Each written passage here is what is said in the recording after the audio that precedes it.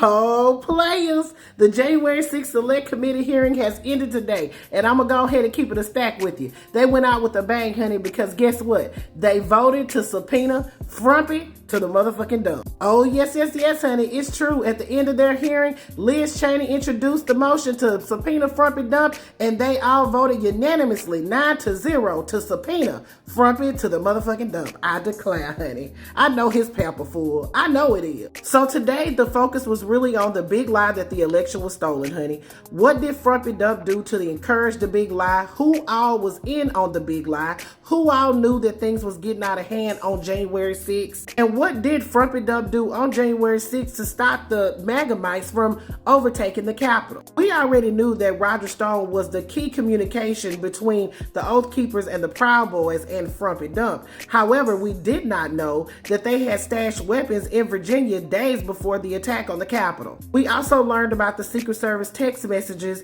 that the January 6th Select Committee had been trying to get a hold of. But baby, the Secret Service was really doing some damage control because a lot of the communication between them was deleted. But we did learn that 10 days before the attack on the Capitol, the Secret Service had received information that extremist groups were planning violence on January 6th, and we can't find any evidence that they did anything. According to the information obtained by the January 6th Select Committee, on the morning of January 6th when Frumpy Dump was making his speech, the Secret Service was communicating about people carrying weapons right outside of the ellipse. And Secret Service members were also communicating about when Frumpy Dump tweeted that Mike Pence lacked courage. The Secret Service members said it's going to be bad news for Pence. Also, we saw new footage of Nancy Pelosi and Chuck Schumer trying to get some help on January 6th. So while Hopeless Holly was running throughout the Capitol, Nancy Pelosi and Chuck Schumer were making moves to keep people safe and also continue with the United States business at hand, which was to certify the election for President Biden. Hopeless Holly.